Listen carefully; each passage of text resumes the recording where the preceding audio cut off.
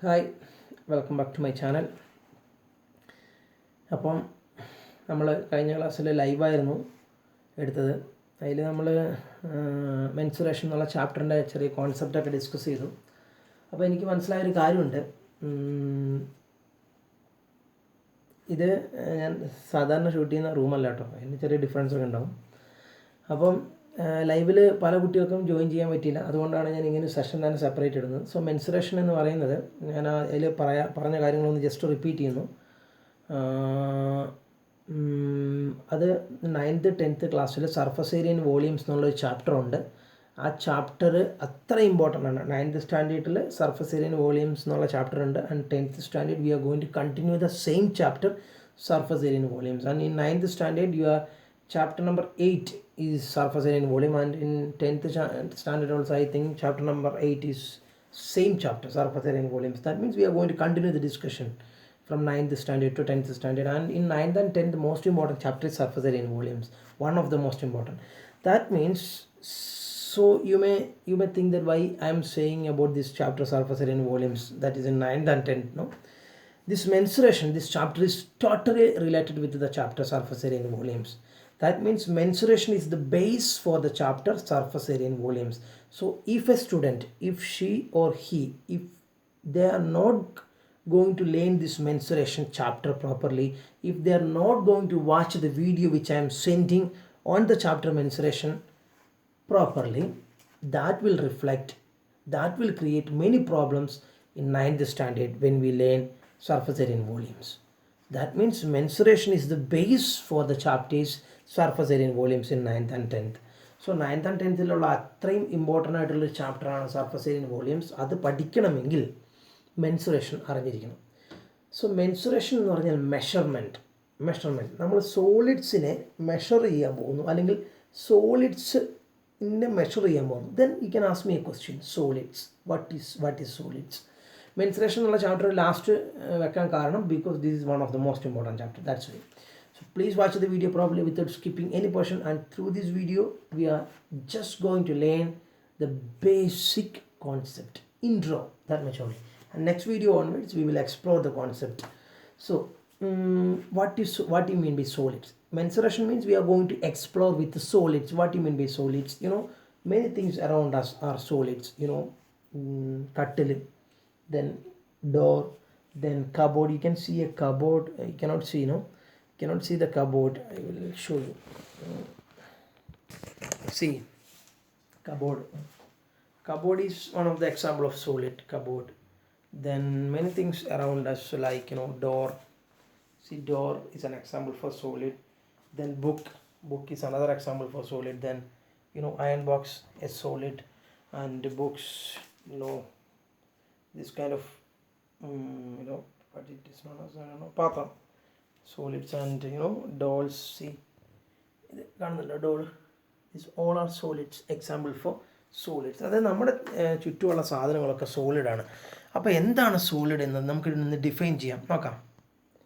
അപ്പോൾ എന്താണ് സോളിഡ്സ്, എങ്ങനെ ഡിഫൈൻ ചെയ്യാം? ഇത്ര മാത്രമേ ഉള്ളൂ. സോളിഡ്സ് എന്ന് പറഞ്ഞു കഴിഞ്ഞാൽ അതിന് 3 ഡയമെൻഷൻസ് ഉണ്ടാകണം: length, breadth and height. For example, if we consider the example of, you just see, this is time piece.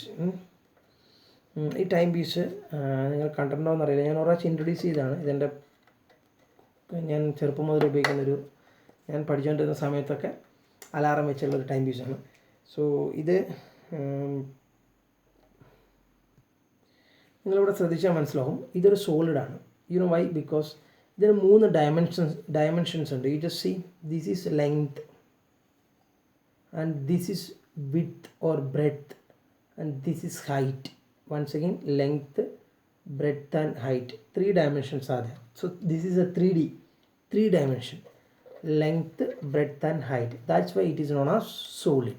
And let me take another example. Think about this book.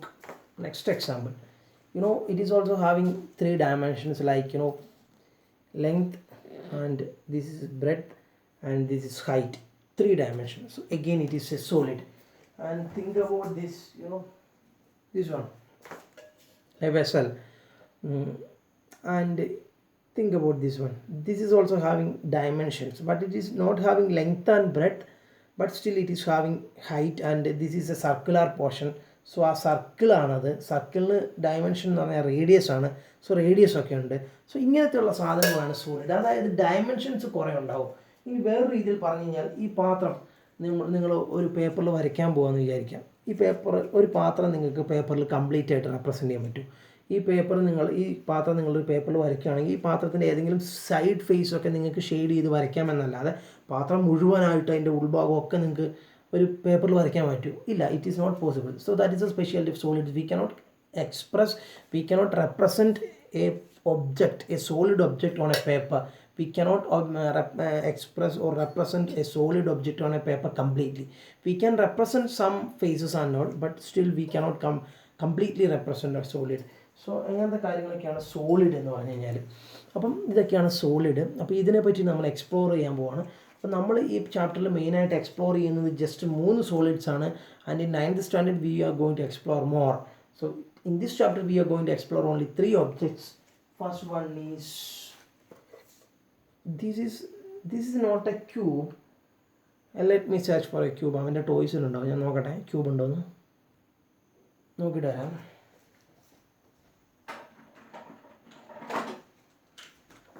See this one, cube. ഇത് ക്യൂബാണ് അല്ലേ? ഇത് ക്യൂബാണ്. ഇതിനെ പറ്റിയാണ് നമ്മൾ ആദ്യം പഠിക്കാൻ പോകുന്നത്. Cube first solid. നമ്മൾ ഈ ചാപ്റ്ററിൽ പഠിക്കാൻ പോകുന്ന ഫസ്റ്റ് സോളിഡാണ് ക്യൂബ്. See cube. ആൻഡ് നമ്മൾ ചാപ്റ്ററിൽ പഠിക്കാൻ പോകുന്ന രണ്ടാമത്തെ സോളിഡാണ് ക്യൂബോയിഡ്. പിന്നെ ഈ ചാപ്റ്ററിലും പഠിക്കാൻ പോകുന്ന മൂന്നാമത്തെ സോളിഡാണ് സിലിണ്ടർ. ഈ 3 സോളിഡാണ് നമ്മൾ പഠിക്കാൻ പോകുന്നത്. So let me start with ക്യൂബിനെ പറ്റി പറയുമ്പം വളരെ ശ്രദ്ധിക്കേണ്ട കാര്യമുണ്ട്. ശ്രദ്ധിക്കാൻ വലിയ പ്രത്യേകിച്ച് കാര്യമൊന്നുമില്ല. ഇതാണ് ക്യൂബ്. എന്താണ് ക്യൂബിൻ്റെ പ്രത്യേകത? കുറേ കളറുണ്ട്, അതാണോ? അല്ല. ഈ ഷേപ്പിലുള്ള എന്ത് ക്യൂബാണ്. ഇത് മൊത്തം വൈറ്റ് ആണെങ്കിൽ വൈറ്റ്, മൊത്തം ബ്ലാക്ക് ആണ് black. Colour has no importance. So can you tell me the features of cube? See it is having how many faces? This is known as faces. ശ്രദ്ധിച്ചിരിക്കുക. 1 phase, second phase, third phase, fourth phase, fifth phase, sixth phase. 1, 2, 3, 4, 5, 6. 6 phases are there. 6 phases are there for a cube, and all phases are equal. See, it is a square. This face is a square, and again this is a square, and again this. ഞാൻ പറയുന്നത് ചെറുതല്ല, മൊത്തമായിട്ട് നിങ്ങൾ നോക്കുക. ഓരോ ഫേസും complete ആയിട്ട് നോക്കി സ്ക്വയറാണ്. ഇവിടെ സ്ക്വയറാണ്. അല്ല, എല്ലാ ഫേസും ഒരുപോലെ ഇരിക്കുന്നു അല്ലേ? ഇത് റൂബിക്സ് ക്യൂബ് ആയതുകൊണ്ട് കളറുകളുണ്ട്. കളറില്ലെങ്കിലോ മൊത്തം വൈറ്റാന്ന് വിചാരിക്കുക. എല്ലാ ഫേസും ഒരുപോലെ അല്ലേ? എല്ലാ ഫേസും ഒരുപോലെ. That means all 6 faces are there. All faces are സ്ക്വയറുകളാണ്. അപ്പോൾ നിങ്ങൾ ആദ്യം എഴുതുക. നിങ്ങൾ ആദ്യം ചാപ്റ്ററിൻ്റെ പേര് എഴുതുക. മെൻസുറേഷൻ. തൊട്ട് താഴെ എഴുതുക സോളിഡ്സ്. എന്നിട്ട് എഴുതുക solid is an object with 3 dimensions. Solid is an object with more than 1 dimension എഴുതിയാൽ മതി. Solid is an object with more than Solid is an object with 2 or more dimensions എന്ന് എഴുതിയാൽ മതി. Solid is an object with 2 or more dimensions. തൊട്ട് താഴെ we are going to explore solids. Okay, എഴുതിയല്ലേ? എന്നിട്ട് തൊട്ട് താഴെ എഴുതാം. In this chapter we are going to concentrate solids. First one cube, second one cuboid, and third one cylinder. And the first one cube, underline and draw the figure of a cube. How we can draw the figure of a cube? I will show you how to draw the figure of a cube. So നിങ്ങൾ കാണുന്നുണ്ടെന്ന് വിചാരിക്കുന്നു. ആദ്യം നമ്മൾ ഇങ്ങനെ ഒരു line വരയ്ക്കാം. ശ്രദ്ധിക്കുക. പിന്നെ ഇങ്ങനെ ഒരു സ്ക്വയർ വരയ്ക്കുക. ക്യൂബ് വരയ്ക്കുന്ന രീതിയാണ് ഞാൻ പറയുന്നത്. സ്ക്വയർ വരയ്ക്കുക. എന്നിട്ട് അതിൻ്റെ തൊട്ട് പുറകെ വേറൊരു സ്ക്വയർ വരയ്ക്കുക. ഇങ്ങനെ ഓക്കെ. എന്നിട്ട് ഇങ്ങനെ ഓരോ എഡ്ജും കണക്ട് ചെയ്യുക.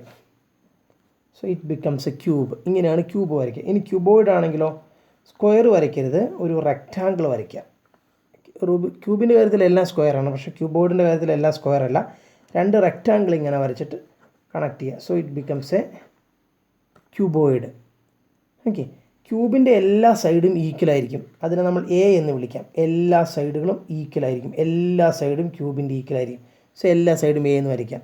ക്യൂബോർഡിൻ്റെ കാര്യത്തിൽ ഇതിനെ ഈ പോർഷനെ വിളിക്കുന്ന പേരാണ് ലെങ്ത്ത്, ഈ പോർഷനെ വിളിക്കുന്ന പേരാണ് ബ്രെഡ്ത്ത്, ആൻഡ് ഈ പോർഷനെ വിളിക്കുന്ന പേരാണ് height. Length, breadth, height. So ക്യൂബിൻ്റെ കാര്യത്തിൽ ഇതാണ് ക്യൂബ്, ഇതാണ് ക്യൂബോയിഡ്. ക്യൂബിൻ്റെ കാര്യത്തിൽ എല്ലാ സൈഡും ഈക്വലാണ്. സോ എ എന്ന് വിളിക്കാം. ക്യൂബോർഡിൻ്റെ കാര്യത്തിൽ ഇത് ലെങ്ത്ത്, ഇത് ബ്രെഡ്ത്ത്, ഇത് height. Okay, so this is it. I think it is almost clear. No clear? Cube and cuboid ഇത് വരയ്ക്കുക. ഇനി സിലിണ്ടറും കൂടെ പറഞ്ഞാൽ എങ്ങനെ വരയ്ക്കേണ്ടത് എന്നാൽ പിന്നെ വരയ്ക്കുന്ന പോർഷൻ ക്ലിയർ ആവുമല്ലോ. ആദ്യം ഇങ്ങനെ ഒരു സർക്കിൾ വരയ്ക്കുക, താഴെ ഒരു സർക്കിൾ വരയ്ക്കുക, എന്നിട്ട് ഇങ്ങനെ ചേർത്ത് വരയ്ക്കുക. ഓക്കെ, ഇതാണ് സിലിണ്ടറിൻ്റെ കാര്യത്തിൽ ലെങ്ത്തും ബ്രെഡ്ത്തൊന്നുമില്ല. താഴെയുള്ള സർക്കിളിന് റേഡിയസ് ഉണ്ട്. ആ റേഡിയസിനെ നമ്മൾ 6 എന്ന് മാർക്ക് ചെയ്യും. ഇതാണ് റേഡിയസ്. ഒരു സർക്കിളിൻ്റെ റേഡിയസ് എന്ന് പറഞ്ഞാൽ പകുതി ഡിസ്റ്റൻസ് തന്നെയാണ് റേഡിയസ് എന്ന് പറയുന്നത്. ഫുൾ ഡിസ്റ്റൻസിന് എന്താ പറയുക? ഡയമീറ്റർ. ഇവിടം മുതൽ ഇവിടം വരെ ഡയമീറ്ററാണ്, അത് നമുക്ക് വേണ്ട. റേഡിയസ് ഇത്ര പകുതി മതി, അതിനെ 6 എന്ന് വിളിക്കുന്നു. ഹൈറ്റിന് നമ്മൾ ഇങ്ങനെയാണ് മാർക്ക് ചെയ്യുക, അതിന് h. സോ റേഡിയസ് 6ഉം ഹൈറ്റ് h. നിങ്ങൾക്ക് തല തിരിഞ്ഞായിരിക്കും കാണുക, അഡ്ജസ്റ്റ് ചെയ്യുക കേട്ടോ, ഫ്രണ്ട് ക്യാം ആയതുകൊണ്ട്. Radius, height. ഓക്കെ, സോ നമ്മൾ ഇതാണ്. അപ്പം ക്യൂബെന്ന് നിങ്ങൾ റൈറ്റ് സൈഡ് എഴുതിയിട്ട് അണ്ടർലൈൻ ചെയ്യാം. എന്നിട്ട് നിങ്ങൾ ചെയ്യേണ്ടത് ക്യൂബ് എഴുതിയില്ലേ, എന്നിട്ട് തൊട്ട് താഴെ ഫിഗർ വരച്ചു എന്ന് വിചാരിക്കുന്നു. എല്ലാ A യൂണിറ്റ്സ് എന്ന് എഴുതിയെന്ന് വിചാരിക്കുന്നു. എന്നിട്ട് ക്യൂബിൻ്റെ സ്പെഷ്യാലിറ്റി എഴുതുക. First speciality features of cube എന്നോ മറ്റോ എഴുതിയിട്ട് first speciality 6 faces, 6 equal faces. എന്നിട്ട് ബ്രാക്കറ്റിൽ എഴുതുക സ്ക്വയേഴ്സ്. കാരണം എന്താ, 6 ഫേസും സ്ക്വയറുകളാണ്. പിന്നെ ഓൾ സൈഡ്സ് ആർ ഈക്വൽ, ഇതൊക്കെയാണ് ക്യൂബിൻ്റെ കാര്യത്തിൽ പ്രത്യേകിച്ച് പറയാനുള്ളത്. പിന്നെ നമ്മൾ പറയുന്നത് ക്യൂബോയിഡാണ്. അപ്പോൾ നിങ്ങൾ വരച്ചു ക്യൂബോയിഡ്, ഒരു ബോക്സ് പോലെ ഉണ്ടാവും. Text book is A perfect example for cuboid. അല്ലെങ്കിൽ ചെരുപ്പൊക്കെ മേടിക്കുമ്പോൾ ബോക്സ്, കാർഡ്ബോർഡ് ബോക്സൊക്കെ കിട്ടില്ലേ, ചെരുപ്പ് മേടിക്കുന്ന ബോക്സ്, അതൊക്കെ ക്യൂബോയിഡുകളാണ്. അതായത് ക്യൂബ് അല്ലാത്ത പക്ഷേ ക്യൂബിനെ പോലെ ഇരിക്കുന്ന കുറച്ചും കൂടെ വലുപ്പമുള്ള, നീളവും വീതിയും ലെങ്ത്തും ബ്രെഡ്ത്തൊക്കെ ഡിഫറൻ്റ് ആയിട്ടുള്ള സാധനങ്ങളാണ് cuboid. So this is A perfect example for cuboid. C, ഇതിൻ്റെ പ്രത്യേകത എന്താ? ഇതിനെയാണ് ലെങ്ത്ത് എന്ന് പറയുന്നത്. ഇതാ ഇതിൻ്റെ ലെങ്ത്ത്, അതിനെയാണ് നമ്മൾ L എന്ന് മാർക്ക് ചെയ്ത ഫിഗറിൽ. പിന്നെ ഇതാണ് ബ്രെഡ്ത്ത്. ക്യൂബാണെങ്കിൽ എല്ലാം A ആണ്, ലെങ്ത്ത് ബ്രെഡ്ത്ത് ഹൈറ്റ് ഒന്നുമില്ല.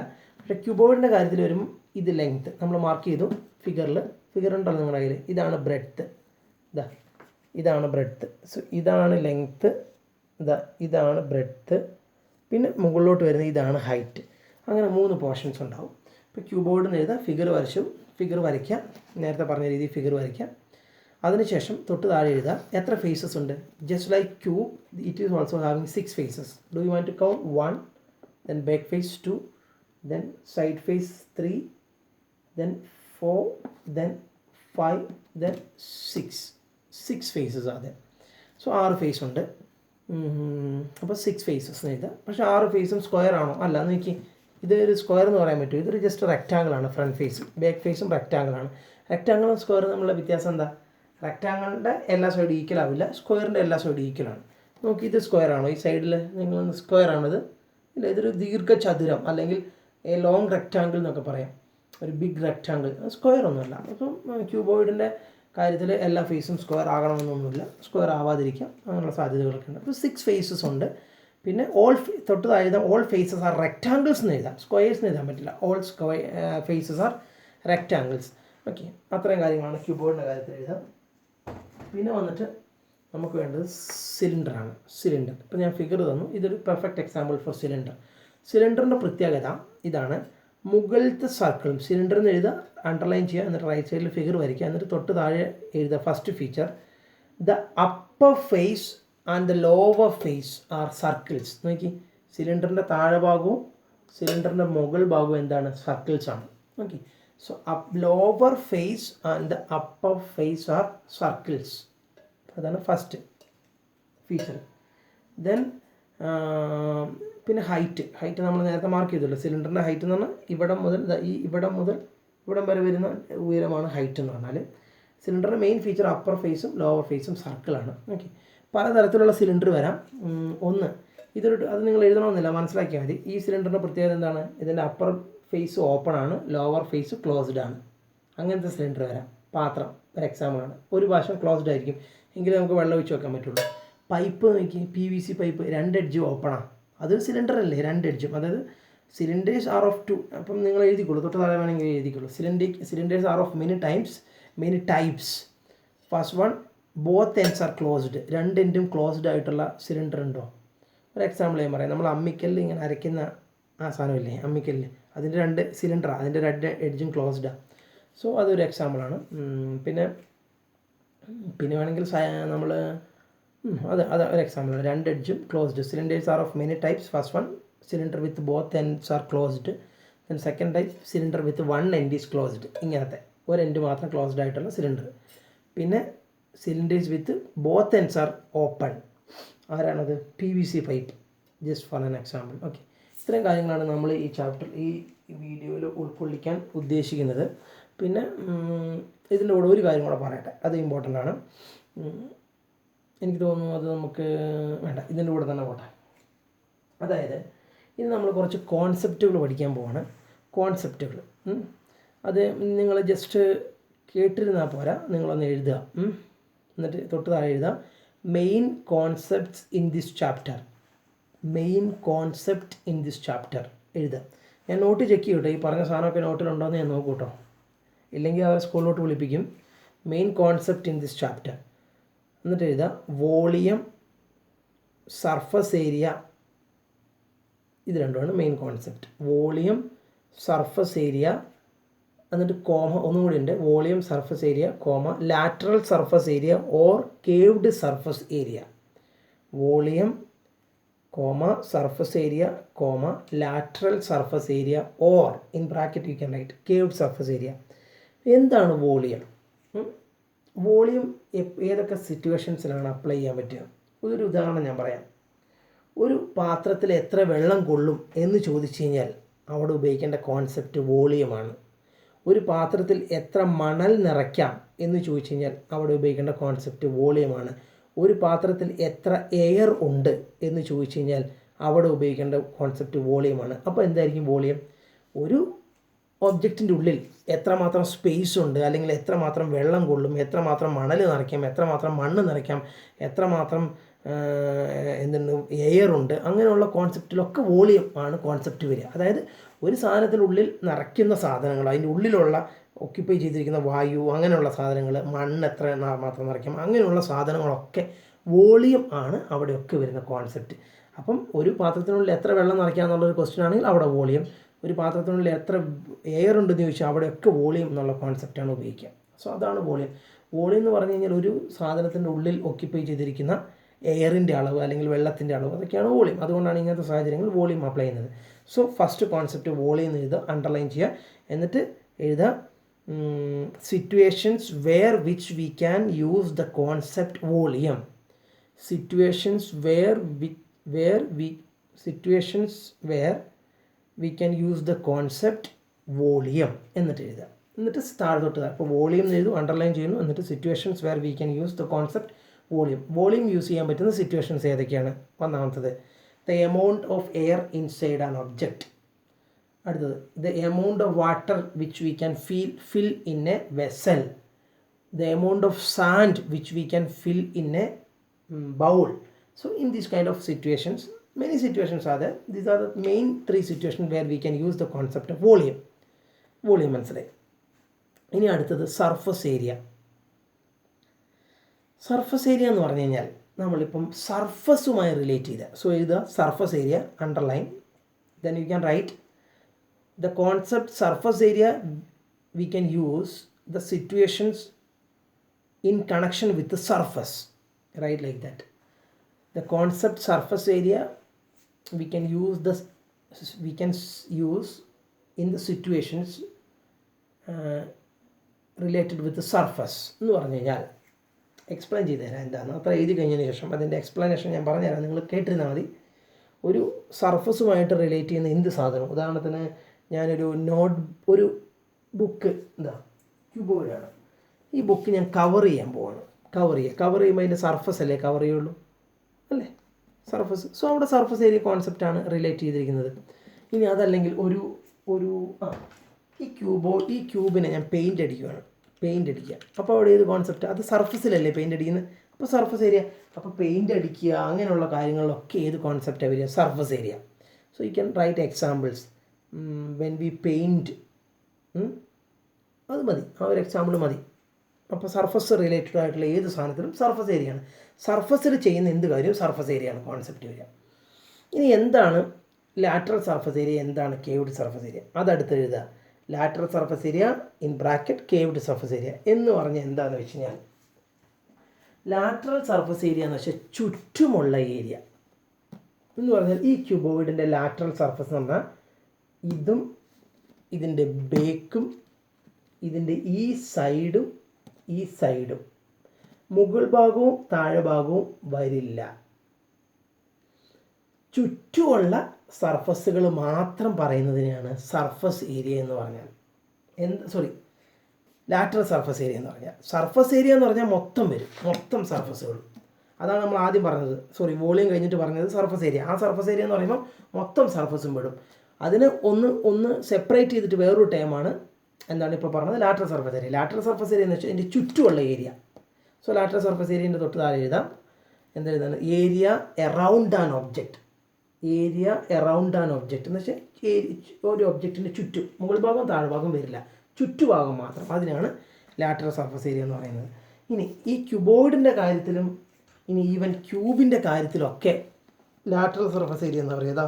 ഈ ക്യൂബിൻ്റെ കാര്യത്തിൽ ചുറ്റുമുള്ള സർഫസിൻ്റെ, അതായത് ഫ്രണ്ട്, ബേക്ക്, ഈ സൈഡ്, മുകളും താഴും വരില്ല, സൈഡ് മുകൾ മാത്രം. അതിനാണ് ലാറ്ററൽ സർഫസ് ഏരിയ എന്ന് പറയുന്നത്. അപ്പം ക്യൂബോയിഡിൻ്റെ കാര്യത്തിലും ക്യൂബിൻ്റെ കാര്യത്തിലും ലാറ്ററൽ സർഫസ് ഏരിയ എന്ന് പറയുന്നു. വേറാസ് സിലിണ്ടറിൻ്റെ കാര്യത്തിൽ നമ്മൾ എന്ത് പറയുന്നു? ചുറ്റുമുള്ള ഏരിയനെ ലാറ്ററൽ സർഫസ് ഏരിയ എന്ന് വിളിക്കില്ല, കേവ്ഡ് സർഫസ് ഏരിയ എന്നാണ് വിളിക്കുന്നത്. കാരണം അത് കേവ്ഡ് ആയിട്ടുള്ള ഭാഗമാണ്. സിലിണ്ടറിൻ്റെ ലാറ്ററൽ സർഫസ് ഏരിയ എന്ന് പറഞ്ഞാൽ ചുറ്റുമുള്ള ഏരിയ, മുകൾ ഭാഗവും താഴെ ഭാഗവും വരില്ല, ചുറ്റുമുള്ള ഏരിയയാണ് ലാറ്ററൽ സർഫസ് ഏരിയ. സിലിണ്ടറിൻ്റെ ലാറ്ററൽ സർഫസ് ഏരിയയ്ക്ക് സ്പെസിഫിക് ആയിട്ടുള്ളൊരു പേരുണ്ട്, കേവ്ഡ് സർഫസ് ഏരിയ. കാരണം എന്താ? അത് കേവ്ഡ് ആണ്. സോ അപ്പം നിങ്ങൾ എഴുതാം, തൊട്ട് താഴെ എഴുതാം, in cube and cuboid area around the object in cube and cuboid, area around the object is known as lateral surface area, whereas in cylinder area around the object is known as caved surface area. അത്രമാത്രമേ ഉള്ളൂ. അപ്പോൾ ഏകദേശം നിങ്ങൾക്ക് മനസ്സിലായെന്ന് വിചാരിക്കുന്നു volume എന്താണ്, എപ്പോഴൊക്കെയാണ് volume ഉപയോഗിക്കുക. Surface area എന്ന് വെച്ചാൽ മൊത്തം സർഫസ്.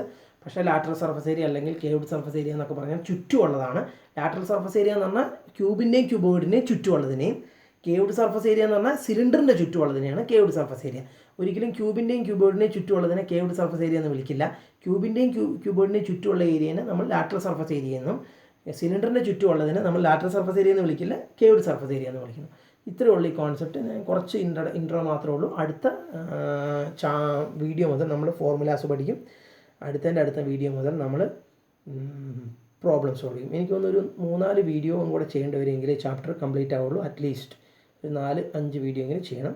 എനിക്ക് തോന്നുന്നത് ഇപ്പോൾ ഫെബ്രുവരി തീരാറായി, മാർച്ച് പകുതിയോടുകൂടി നമുക്ക് തീർക്കാമെന്ന് തോന്നുന്നു. So please, I think you have watch this video properly and the video was interesting no, because ആദ്യമായിട്ടാണ് എഴുന്നേറ്റ് വന്നിട്ടൊരു വീഡിയോ നിങ്ങളെ കാണിച്ചുകൊണ്ട് ഷൂട്ട് ചെയ്യുന്നത്. സോ അതിനുള്ളൊരു ചെറിയ ഹോൾഡറൊക്കെ എൻ്റെ അടുത്തുണ്ട്. So this is it. So bye.